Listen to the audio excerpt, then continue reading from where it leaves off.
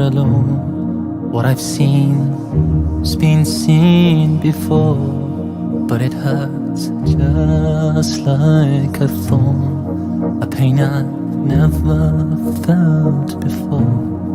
My heart said, just speak the truth. My mind said, don't be a fool. Need to get something off my mind. Don't let this silence be misunderstood.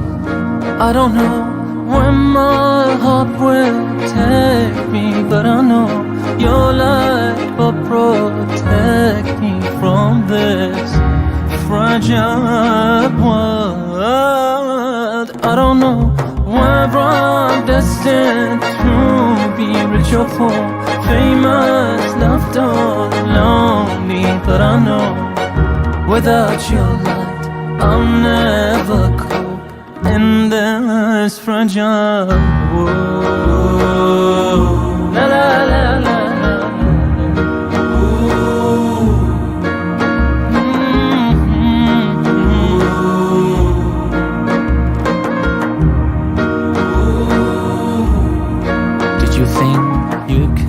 Silence me with your lies, games and deceit.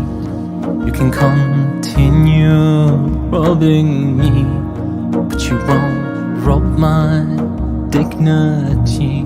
I know that life is just a game, an illusion that will fade. Cheat and lie, have it your way. Cheat death, no way.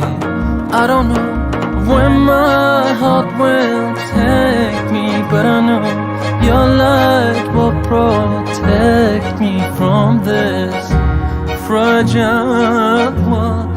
I don't know whether I'm destined to be rich or poor, famous, loved or lonely, but I know without your light I'll never cope in this fragile world.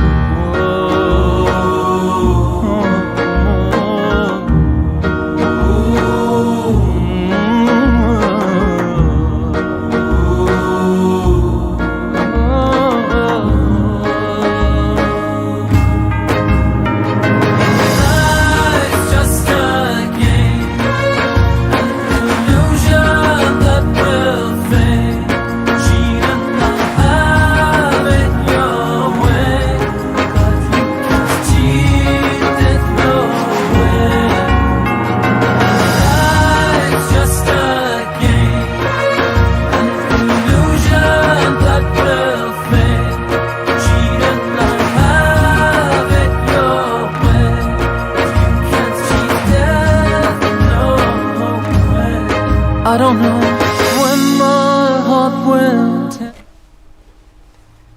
أعوذ بالله من الشيطان الرجيم. بسم الله الرحمن الرحيم. والحمد لله رب العالمين، والصلاة والسلام على رسول الله وعلى آله وصحبه ومن والاه. Assalamu alaikum wa rahmatullah, dear brothers and sisters. Thank you for joining us tonight. The Book of the World, Journeying with the Quran in 30 Nights. Please subscribe to our YouTube channel titled Enlightened Thought, and you can also follow us on Facebook, sydney.org.au. Don't forget to share your questions, your comments and thoughts with us as we flow together on the boat of the Quran in the ocean of the world. I have the honor and pleasure to receive and listen to Dr. Emad Bazzi, our special guest for tonight's session, who kindly joined us tonight. I would like to welcome Dr. Emad Bazzi and thank him for accepting the invite to be part of this program. Thank you for inviting me. First and foremost, I would like to acknowledge Dr. Emad Bazzi, who comes from an academic as well as an intellectual background. Dr. Emad Bazzi is a former lecturer at Leeds University in the UK. and he is an expert in Islam and modernity. He is also a former lecturer at Khalifa University in the UAE, and he's currently a lecturer at the Islamic College. We will hear from Dr. Emad Bazzi tonight about the notion of stereotypes and how the Quran empowers us to deconstruct these stereotypes about the other. This will be the focus point of part one. In part two, we will journey with Dr. Emad Bazzi in relation to the topic on postmodernism and why we need structure in our lives as a function of our belief and commitment to Tawheed as a worldview. I will present in part one my section, which I could not complete last night due to time constraints around the notion of status pride and rituals, and we will conclude, inshallah, our program with the key learnings. Without further ado, let us now listen to a brief recitation of the Holy Quran by Sheikh Mohammed al-Dihna. بسم الله الرحمن الرحيم والسابقون الأولون من المهاجرين والأنصار والذين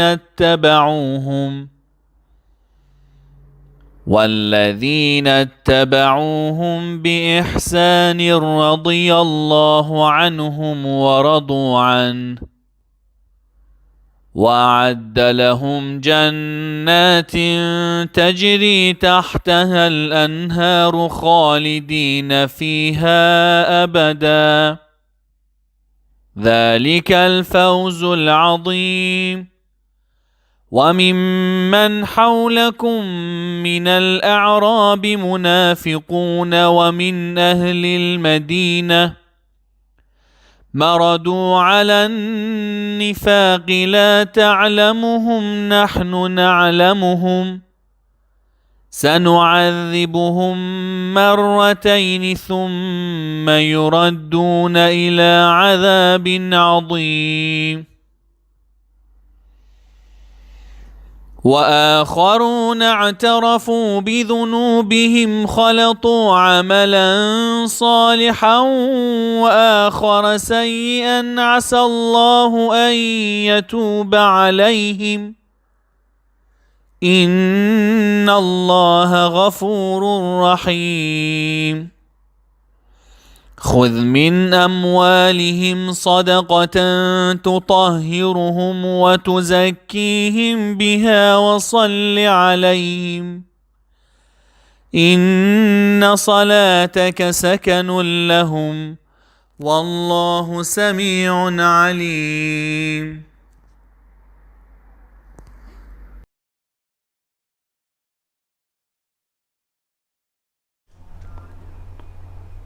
Thank you, Sheikh Mohammed Dihnawi, for this beautiful recitation of the Quran.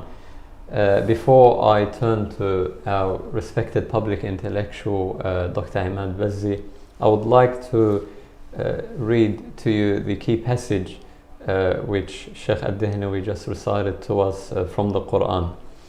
Allah subhanahu wa ta'ala says in Surah At-Tawbah, Bismillah ar-Rahman ar-Rahim, among the Bedouins who live around you, some are hypocrites, as are some of the people of Medina who have grown accustomed to hypocrisy. And there are others who, after having done both good and bad deeds, confess their sins, till we reach the passage, accept their offerings for the sake of God, that it may cleanse them and cause them to grow in purity, and pray for them, your prayer will comfort them. Sadaqallahu al-Aliyyul Azim. My dear brothers and sisters, the notion of stereotypes, generally speaking, and negative stereotypes in specific contexts is an interesting topic that continues to speak to the questions and challenges of our day and age. Before I pose the first question to Dr. Emad Bazzi for tonight, let me briefly introduce to you the everyday contradictions of our lives as human beings when it comes to stereotypes. One of the prominent cultural critics once said, "When I walk in the street, I view cars as loud, polluting annoyances driven by stupid drivers, distracted by their mobile phones. But when I drive myself, I find that pedestrians are suddenly the troublemakers, crossing the streets without looking and busy playing on their phones." Then he says, "When I ride a bike, buffeted by speeding cars whose drivers resent my superior health and fuel economy. But I also get disturbed by the oblivious pedestrians who seem to think it is safe to cross against the light if only a bike is coming." My question to you, Dr. Emad Bazzi, this speaks about the limited perspective that we often project onto the world.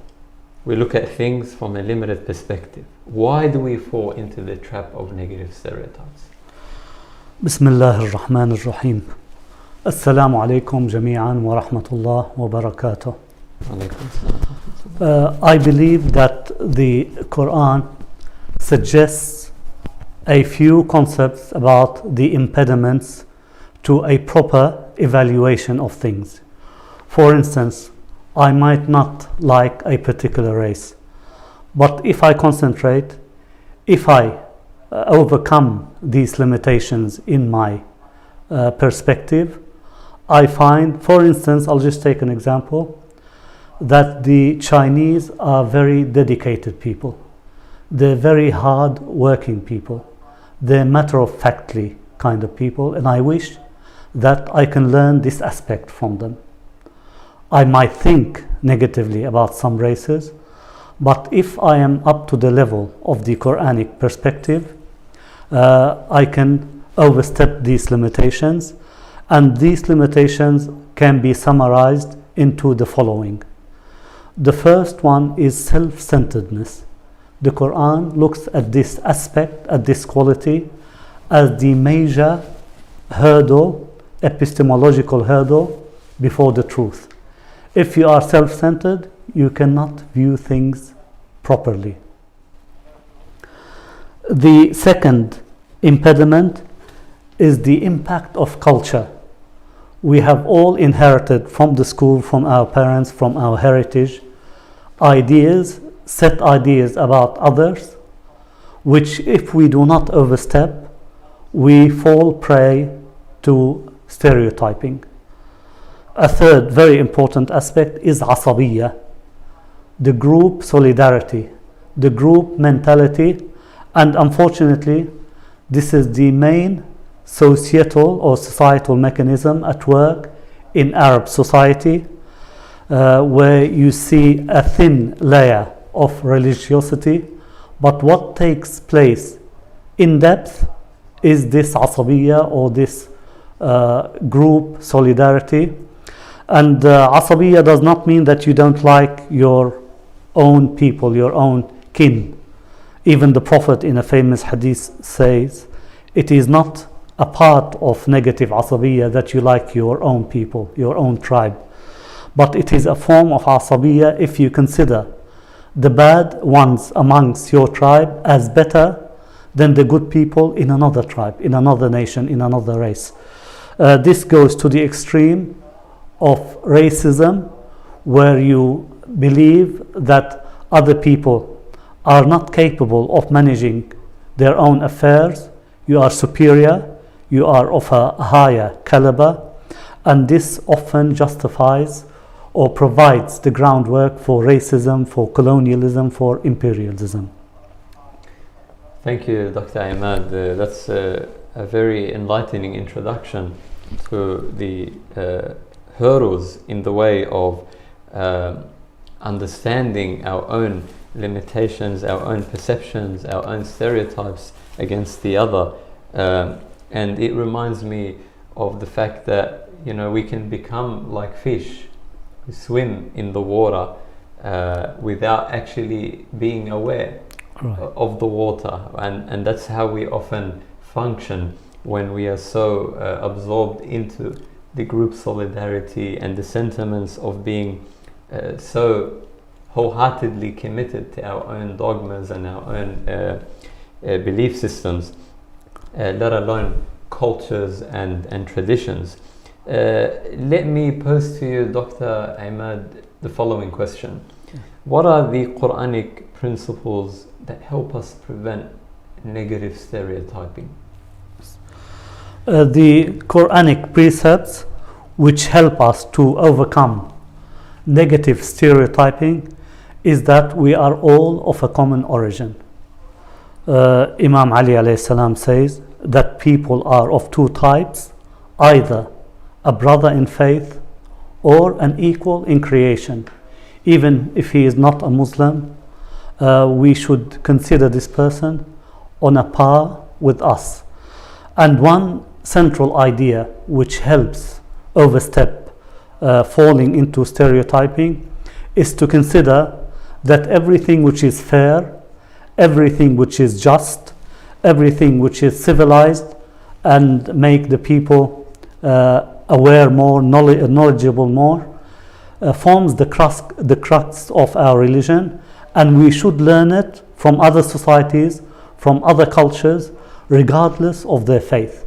We should learn from the Buddhists if they have good qualities. We should learn from the atheists if they have good qualities.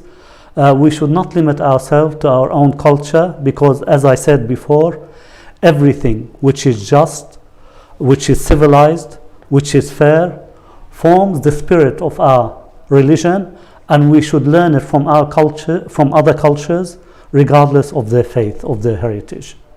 Thank you, Dr. Emad. And you reminded me of the Mahatma Gandhi, who once said in his Experiments with the Truth, the seeker after the truth should be more humble than the dust in the world.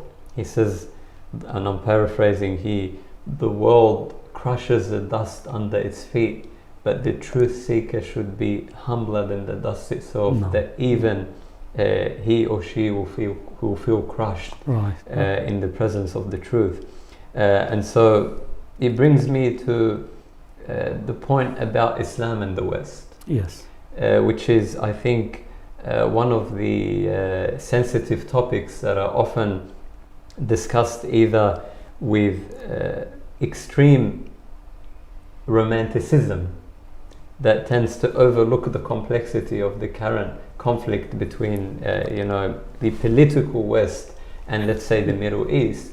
But on the other hand, we also see this very pessimistic and gloomy the perception of the relationship between the two that limits Islam and the West to history, namely the colonial history, and fails to look beyond that. So my question to you is there a way through which we can deconstruct these negative stereotypes about the West that say, for example, the West is all about materialism? Yes.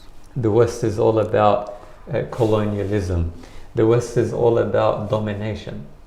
And by the same token, the stereotypes against the East that tend to label the East as purely spiritual, purely mystical, purely traditional. So let me entertain you on this ground. Are we able to move beyond the oppositional binaries of us versus them? Yes, I think this is an important question. At the outset, it is very important to distinguish two aspects of the West. The West, inside of its borders, with its own citizens, is democratic, to a large extent fair, civilized. It has achieved something which has been the dream of past nations, past generations, and these are the rule of law, the separation of powers, and an independent judiciary. We do not have these things in our countries, full stop. So the West, we should learn from the West how it administers, how it runs its society, because, as I said, the principle of the rule of law, independent judiciary, they make society more equitable, more peaceful. There are opportunities for people who have the potential, who have the qualities to fill certain posts, etc. But the West, when it deals with other races, with other nations, the West is hegemonic, it is exploitative, sometimes it is exterminating. And we can see these through the issues of colonialism and imperialism, where they have killed millions of people, tens of millions perhaps, in the Americas, in Africa and in Asia. So we should distinguish between these two aspects. The West, inside of its borders, is to a large extent fair, democratic, civilized, and the worst democratic system is better than the best system we have in the Arab and Muslim world, full stop. We should distinguish between these two aspects. And about how to deal in our daily lives and in our societal life and political life, in order to have a balanced engagement with the West, I would like to read a verse from the Quran which goes to this meaning. أفمن أسس بنيانه على تقوى من الله ورضوان خير أم من أسس بنيانه على شفا جرف هار فانهار به في نار جهنم والله لا يهدي القوم الظالمين.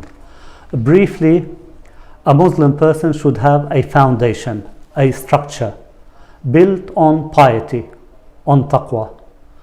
This foundation helps him not to be swayed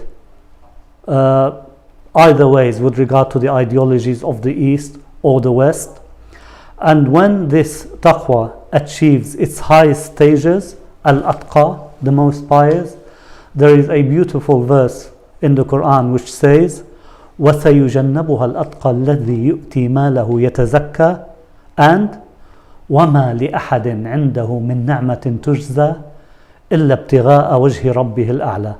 This atqa, this most pious, does not owe any favors to anyone. He achieves the perfect level of freedom. His heart is not swayed by lust, by interest, by fear. He can engage in opposition or in conversation with anyone, a king, a major scholar, a philosopher, because he is not swayed by the negative aspects of the soul, and he can achieve the highest level of freedom. One last point I would like to say is that this taqwa also operates on a level of culture and politics. I would like to take the Islamic Republic as an example, because the infrastructure of the Islamic political system is built on taqwa, on love of Ahlul Bayt, on care about the poor people and the mustad'afin, on belief in wilayat al-faqih. This country, this system, regardless of the many weaknesses, has been able to stand up to the West and not to be swayed to the Soviet Union when it was current, when it was present, nor to the West. And this has helped this Islamic Republic to achieve its independence. Thank you, Dr. Emad, for your substantial response. And I guess I would conclude this particular section of our discussion for tonight by saying the following in relation to your comments and insights, as well as the context of the passage in the Quran that we just read together. No. And that is, Allah subhanahu wa ta'ala did not place all the Bedouins in one basket and Yes. say that, you know, all of them are hypocrites, or all of them are harsh, or all of them are essentially incapable of reaching, you know, Iman and reaching that sense of spiritual maturity and moral development, but rather distinguish between different types of Bedouins. Yes. Who tend to be, you know, living on a spectrum, and they tend to fluctuate like any group of humans in the world, who come from different environments and different backgrounds and have different tendencies depending on the responses, the challenges and the values. So it's a matter of, you know, being patient with people and giving them the psychological safety for them to grow out of their own conditions to a higher level of maturity. Having said that, and in response to your point about Islam and the West, I think we should perhaps avoid perceiving the West or the East as essential categories, meaning that they are essentially as history presented to us, and instead replace this with a generational analysis that puts the responsibility on each generation. So for example, the generation of the 20th century that committed particular atrocities is responsible for that particular historical context, and this does not extend to coming generations who are in their own respect responsible for their own issues and problems. And so it reminds me of William James, who once said, humans are like islands. They are separate on the surface, but they are connected deep down in the ocean. Yes. وآخر دعوانا الحمد لله رب العالمين. Let us now move to the second Quranic recitation for tonight before we conclude our first section in tonight's session. بسم الله الرحمن الرحيم أفمن أسس بنيانه على تقوى من الله ورضوان خير أم من أسس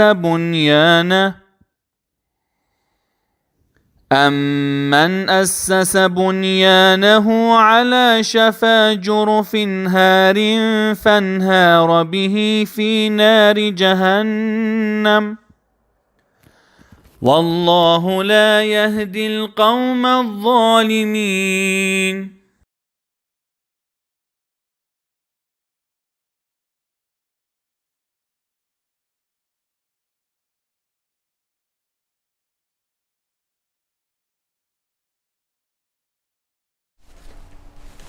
أعوذ بالله من الشيطان الرجيم. بسم الله الرحمن الرحيم. Welcome back, our dear brothers and sisters. I'll finish off my participation for the first section, which I promised to complete, and that is about the notion of status pride in relation to rituals, and how the Arabs in pre-Islamic Arabia and even after the advent of Islam were struggling with crushing this status tribe, and the Quran presents to us in Surah At-Tawbah how this was playing out in their own psyches and in their own understanding of Islam. Allah subhanahu wa ta'ala said, أَجَعَلْتُمْ سِقَايَةَ الْحَاجِّ وَعِمَارَةَ الْمَسْجِدِ الْحَرَامِ كَمَنْ آمَنَ بِاللَّهِ وَبِالْيَوْمِ الْآخِرِ وَجَاهَدَ فِي سَبِيلِ اللَّهِ.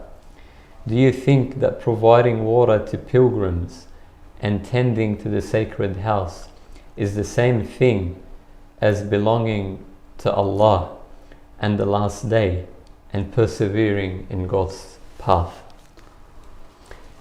This particular passage in the Quran, according to some narrations, was revealed in response to an incident that took place between Imam Ali alayhi salam, Al-Abbas, the uncle of the Prophet, as well as one of the members of Bani Shayba. And the beauty behind this incident is the notion of status pride. As you know, the Arabs had so much pride in their own sense of mastery, given that they were blessed with the opportunity to serve the pilgrims who would come to Mecca, not only annually to do the Hajj, but also to facilitate their trade activities and their trade exchange. And the Arabs believed that they were the descendants of Ismail alayhi salam and Ibrahim, who both built the house of Allah subhanahu wa ta'ala in Mecca. This was a source of pride in line with their tradition of taking pride in their ancestors and forefathers.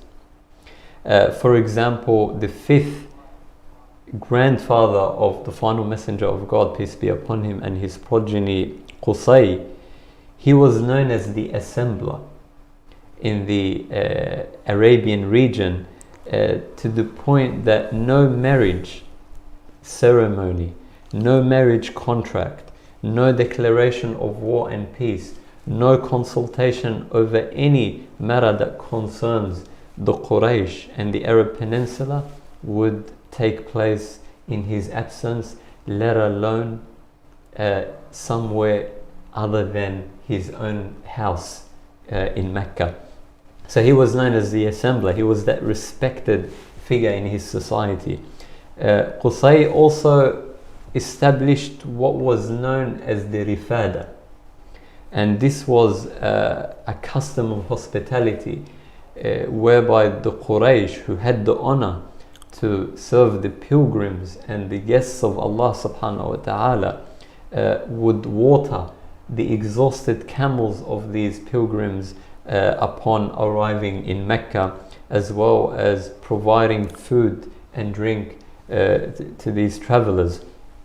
So this was known as rifada until Hashim, one of the grandfathers of the Prophet, who was a very wealthy figure, started the biannual commercial trips to Yemen and Syria. And so again, it goes to show you that this service of protecting the house of God and serving the guests of God was a deep-seated tradition for the Arabs. Now, as you know, circling around the Kaaba 7 times was also a style of reenacting the circular trade activity of the Arabs, which was a form of providing a spiritual dimension to their material and economic sense of survival and perseverance. So as you can see, Mecca wasn't purely spiritual. Mecca was about a source of income, a source of flourishing, source of life, and later on it will become a city, as a matter of fact. Now Allah subhanahu wa ta'ala mentions to us this passage in the Quran and says, 2 individuals who come from this tradition and who carry this sense of pride in their ancestry, who served Mecca and the people of Mecca and the pilgrims and the house of Allah, come and say to the Muslims, why have you forgotten about our good hands, our good services, all the good history and all the great services we shared with people in our history? Does that mean that Muslims now are called upon to forget this history and neglect this kind of service and hospitality the people of Quraysh provided? But the Quran reveals to us a beautiful principle in response to this dilemma. I call this an exchange of status ego, or an exchange of status pride. Meaning that despite the goodness of this tradition, the Quran is showing us that if we use these services and these traditions and these customs in order to enhance our status ego, to create a status identity out of it, and so reduce our sense of struggle and identity to it, then that's when we will need to redefine what it means to be a servant of humanity and a servant of the house of Allah. So as you can see, it is not black and white. A lot of people believe that by virtue of serving a particular cause, that they become, you know, the harbingers of that cause. And so they develop this sense of status immunity against any criticism or against any attempt to advise them and guide them on the limitations of that way of thinking. So Allah says to them, despite the fact that, for example, Al-Abbas, he was responsible for the siqaya. He would water the pilgrims. Whereas Bani Shayba were the custodians of the Kaaba. They had the keys of the Kaaba. They would clean the house of Allah. They would take care of it. They would do what we call today maintenance of the Kaaba. And so both of them were engaging in this status kind of exchange of egos and pride. So we have the upper hand because we are the custodians of the Kaaba. The other party says we have the upper hand because we water the guests of Allah in the Kaaba. But the Quran comes and moves beyond both of them and says to us, it is Iman and true perseverance in the way of Allah, meaning it is how much effort and how much sincere dedication you have on that path that determines your sense of privilege and nobility, and not the very practice of merely serving and merely belonging to a tradition that your ancestors established. And so here I am reminded of a story that helps us move beyond the cliches. The Quran in this passage is teaching us a lesson to not be deceived by the cliches you use in your everyday life. And I would take it one step further and say, not only are we using cliches, but even the cliches have become cliched in our everyday lives, to the point that we can no longer look beyond the things we value. When you ask someone today, what is Tawheed? He says, La ilaha illallah, which is true. But again, this has become a cliche. Tell me Tawheed in the experiential sense of the word. The Quraysh would say, this is our history, but they would not be able to make sense of it in a deeper context. And that's why the Quran was responding to their status, ego and pride to teach us a lesson that there are unsung heroes who may not belong to this history, but have a deeper sense of sincerity and zest in serving that cause that goes beyond the status ego and hence transcends that history. Let me mention to you, and I'll finish off with this point, what I mean by deconstructing these cliches and not being deceived by them. Mullah Nasruddin, he's a comical figure from the 6th century of Hijrah onwards, because of the political oppression in the Muslim political history, especially during the time of the Umayyads and the Abbasis. A lot of comical figures and constructs and stories started emerging to critique that society. And so, for example, you've heard of Bahlul, or you've heard of the Majaneen. خُذُوا الْحِكْمَةَ مِنْ أَفْوَاهِ الْمَجَانِينَ. Take wisdom and seek wisdom from people who seem to be mad. But in reality, these mad people are actually critiquing our society, because we can no longer think beyond what we were fed and what we were conditioned since our childhood. So they come to blow us with these mad and insane insights so that we revisit our concepts and our religion to understand it in a broader light. So Mullah Nasruddin, who's a common comical figure both for the Turks, for the Persians and the Arabs and even other cultures, it tells the classic story of the Turkish bath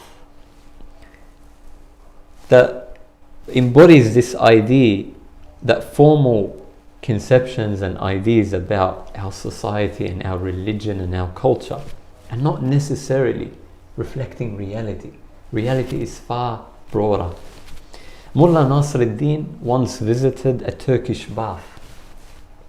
Because he was dressed in rugs, he was respectfully treated by the attendants of the bath, who gave him an old towel and a scrap of soap. When he left, he handed the amazed bath attendants a gold coin for their service. So again, he was, in this first instance, not appearing as a noble, high-class individual. Yet he gave them a gold coin, which was considered, a very decent tip. The following day, he appeared again, magnificently attired. Now he is that noble first-class man. You can tell through his dress. And was naturally given the best possible attention and respect. When the bath was over, he presented the bath keepers with the smallest copper coin available. What is Mullah Nasruddin teaching us in this actual example? He is trying to tell us that this second copper coin was for yesterday's cost, and yesterday's gold coin is for today's service. Meaning that you guys treat us based on our appearance.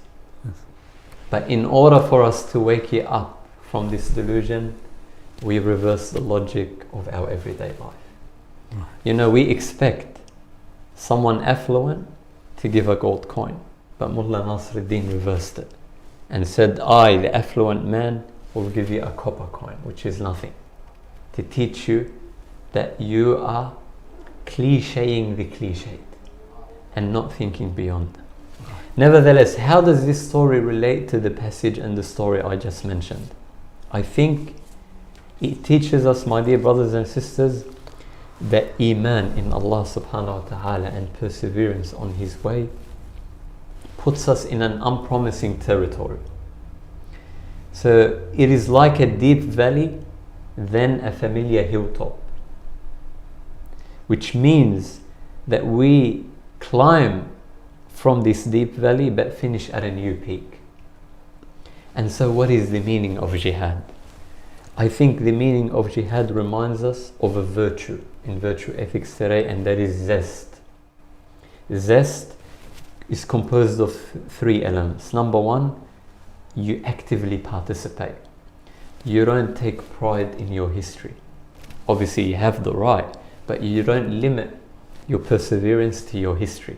You continuously, actively participate on that path. That's one. Number two, you show enthusiasm. And number three, you approach new situations with excitement and energy. Our current Muslim philosophers tend to say jihad, which is not limited to the military as many people tend to portray it. Jihad is actually expending the utmost scope of your energy and spirit in order to achieve four things. Number one, I'm finishing off with this. Number one, to achieve a value, a higher value. تحقيق القيمة. Number two, استحضار النية. To actually establish your intention. Why am I doing this thing? What is my perseverance for? Number three, اقتحام العقبة. To penetrate, know the challenges. To penetrate the idols, to penetrate the challenges and the delusions of the self and society. And number four, تقبل التكلفة. To accept the cost and not regret, nor try to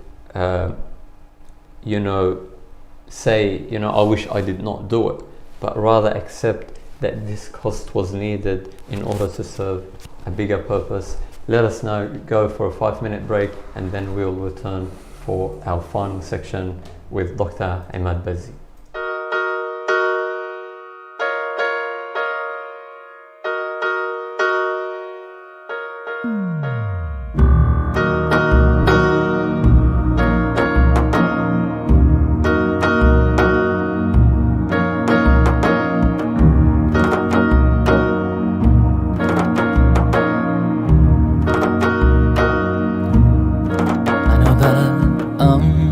Not alone. What I've seen's been seen before, but it hurts just like a thorn, a pain I've never felt before.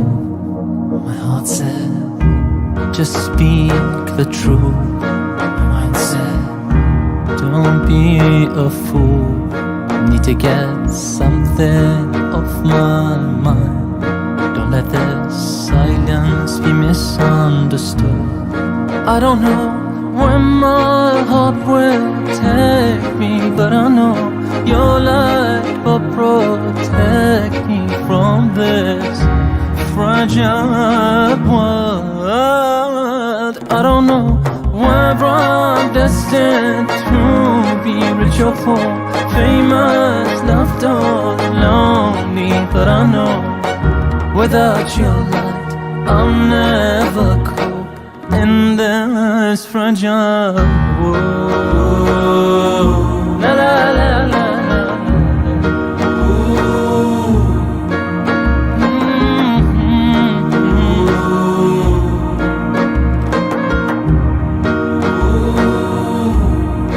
Did you think you can silence me with your lies, games and deceit? You can continue robbing me, but you won't rob my dignity. I know that life is just a game, an illusion that will fade. Cheat and lie, have it your way, but you can't cheat death, no way. I don't know where my heart will take me, but I know your light will protect me from this fragile world. I don't know whether I'm destined to be rich or poor, famous, loved or lonely, but I know without your light I'll never cope in this fragile world.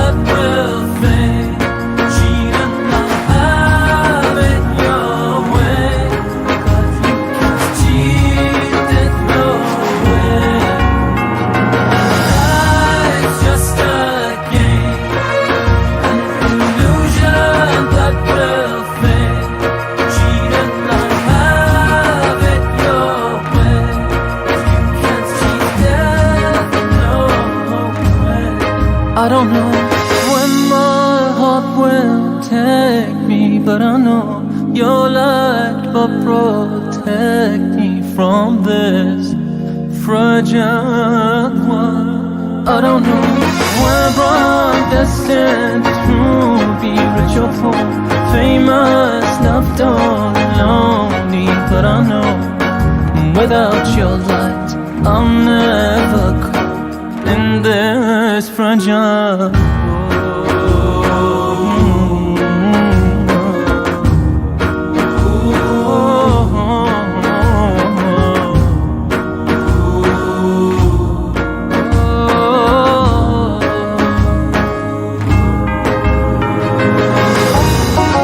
Fragile.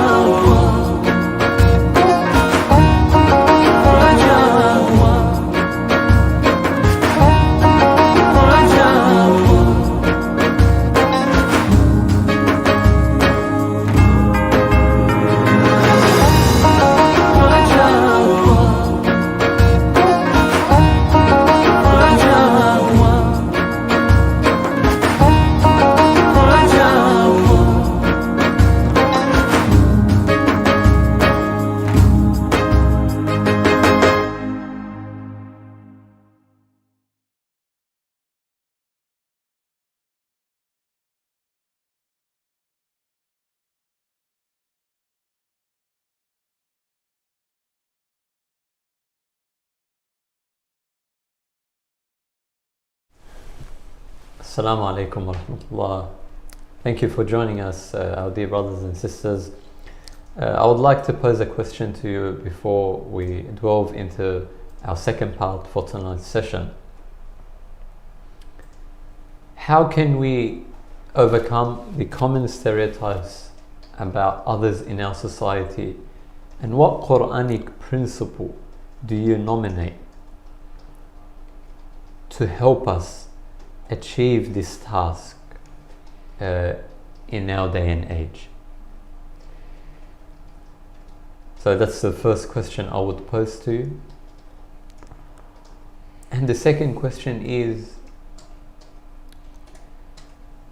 what is your definition of jihad? What is your definition of jihad?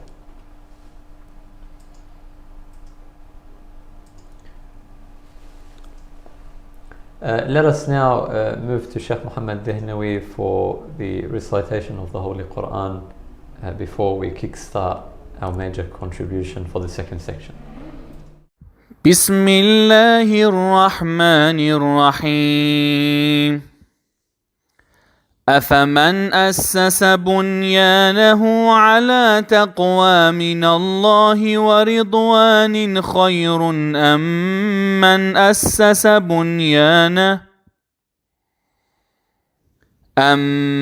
أسس بنيانه على شفا جرف هار فانهار به في نار جهنم والله لا يهدي القوم الظالمين.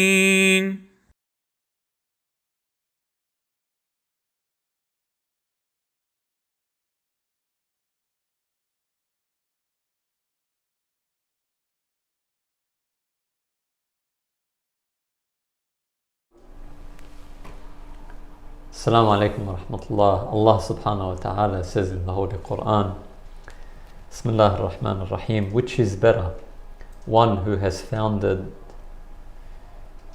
a founded building that is based on God consciousness and a desire for His genuine acceptance, or he who has founded his building on the edge of a crumbling cliff that will tumble down with him into hellfire.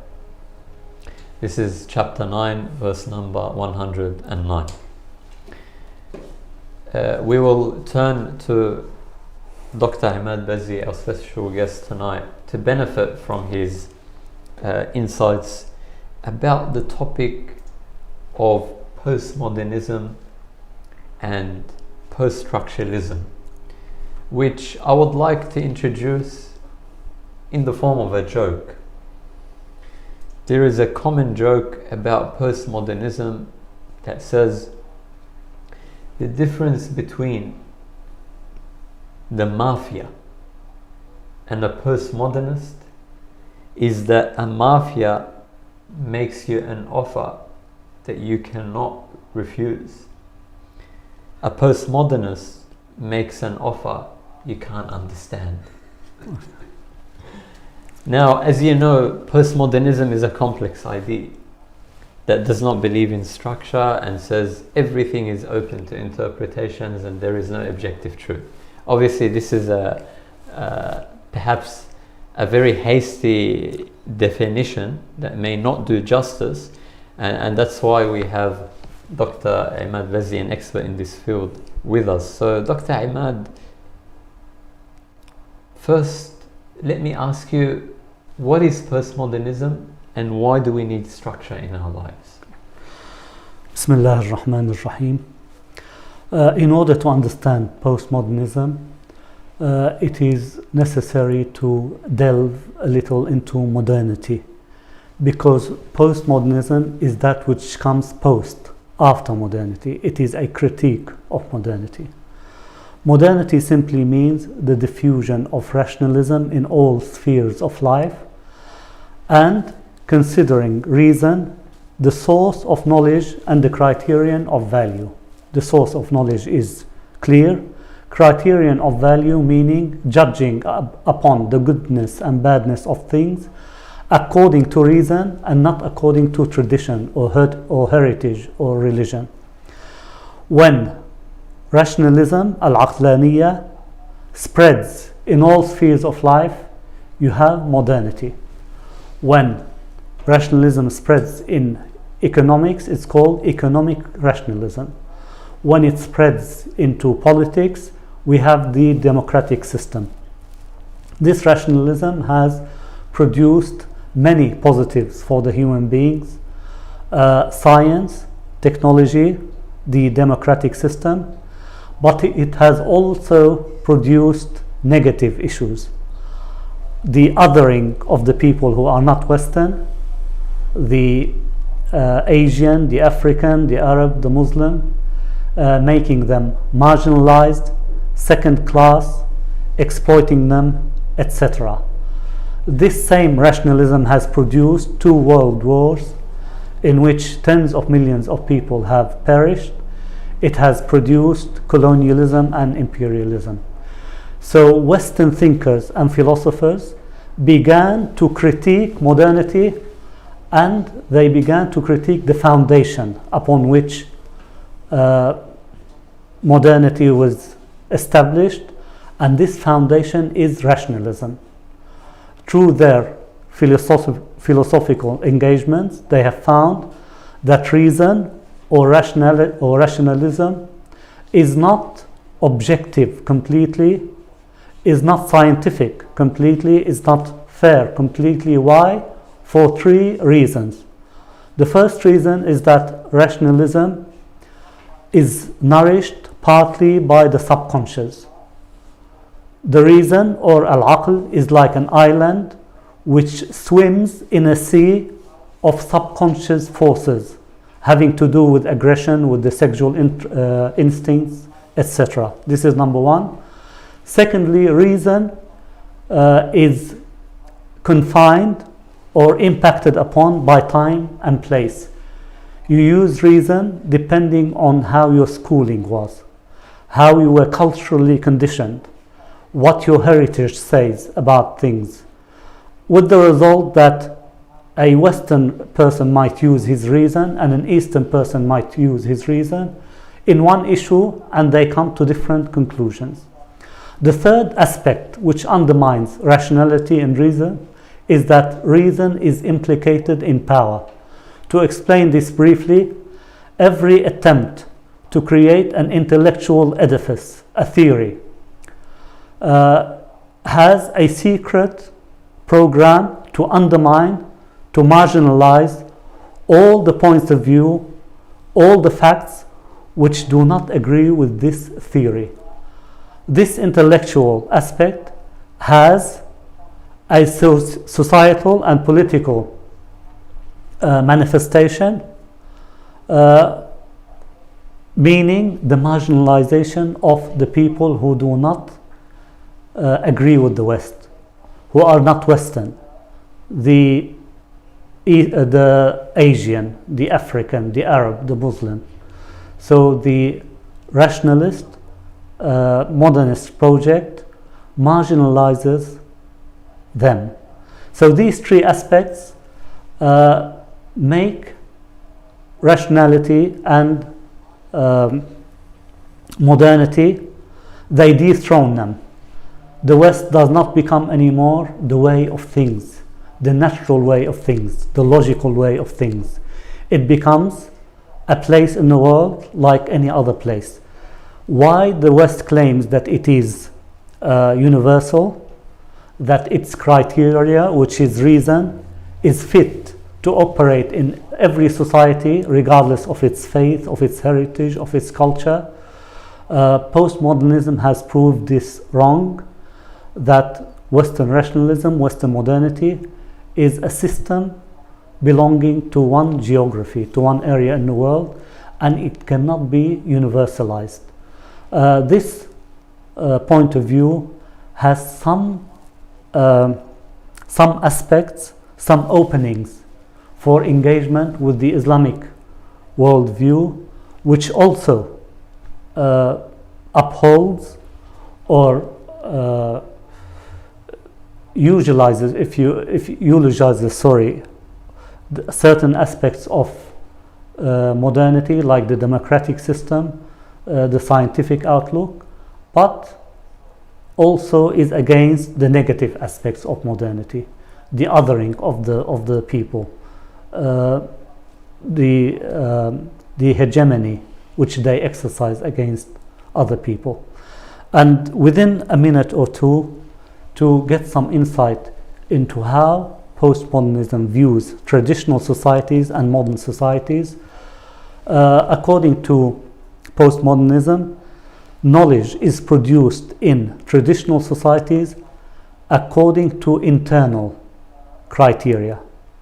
Like people in traditional societies say, we believe this because our heritage says this, because our forefathers say this, because our religion says these things. These, according to postmodernism, are small narratives, small myths, small stories. It is only modern societies, meaning the Western societies, which claim that the criteria which they base themselves upon is universal, is scientific, is rational. But the modern humanities and modern philosophies have shown that this is not the case. So these criteria are meta-narratives, big stories, big lies, big myths. And in conclusion, I would like to say that there might be some kind of avenue to investigate. Can there be some kind of epistemological pact between Islam and postmodernism? Wassalamu alaikum wa rahmatullah. Hassan, thank you very much, Dr. Emad. You reminded me of Friedrich Nietzsche, who is considered the father of postmodernism. Even Friedrich Nietzsche himself, when people read his work carefully, they will notice that despite his radical critique of modernity and even Christianity, Friedrich Nietzsche maintained that we need the spirit of the truth. Because if it wasn't for the spirit of the truth, there would have not been any genuine endeavor by all the great scientists and philosophers in history to enable us to reach what we call today modernity in the first place. So as Nietzsche beautifully puts it, he said, without truth, there would be no trust. No. So we need truth in order to trust the very ability of the human being to reach and appreciate facts beyond the subjective biases and prejudices of societies and cultures, which, if you permit me, brings me to the final question that I'm very keen on asking you, and if you can kindly respond to it very briefly. Yes. Yeah. And that is, there are different systems of thought out there. Each system of thought has its own structure. What is unique about the Abrahamic system of thought? Yes. And can we consider postmodernism in a positive light? Namely, it challenges religion as a dogma. Because if we focus on structure too much, we may turn the world into an iron cage, and hence imprison people into it with the genuine intention of bringing light. But we tend to enslave them. Don't you think postmodernism liberates us from that structural thinking? And what is unique about the Abrahamic tradition as a system of thought? Yes. What is unique about the Abrahamic tradition is Tawheed. Tawheed, unlike other faiths, unlike even the faith which were from God originally, Allah says about them, قُلْ يَا أَهْلَ الْكِتَابِ لَسْتُمْ عَلَى شَيْءٍ. You do not have a foundation. It's as if there's some talk about postmodernism in this holy verse. I think that by clinging onto Tawheed, by absorbing everything which is just, which is beautiful, which is civilized, we can adhere to our principles. We can ward off the danger of postmodernism, and we can engage with other cultures as well. A final point is that there can hardly be an epistemic pact between Islam and postmodernism. Why? Because postmodernism gives the chance, gives the pulpit, if you like, to different cultures, but at the same time it believes they are all narratives. You have the right to say what you believe in, but in the end, whether you are religious or you are Western or modernist, it is all narratives, and it all does not accord to the truth, and there is no truth, in fact.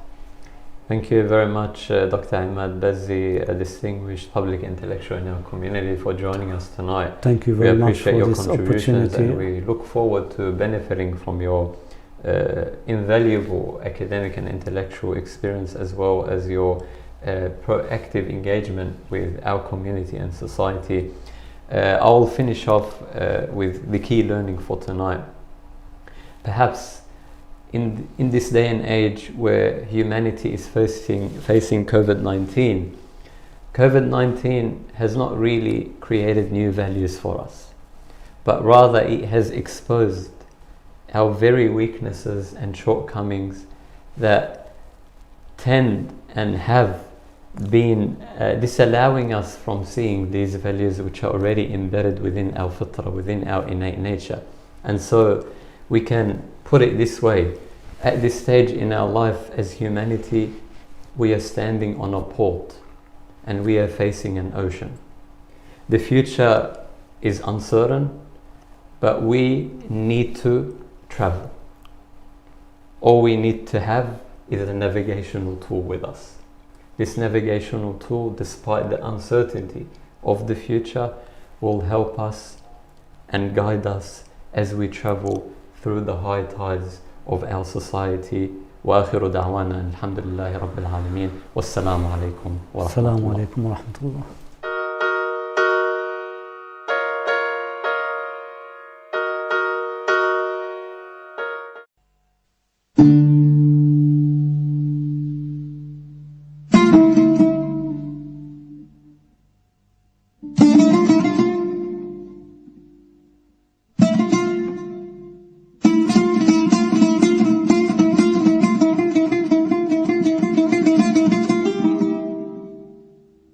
Thank you.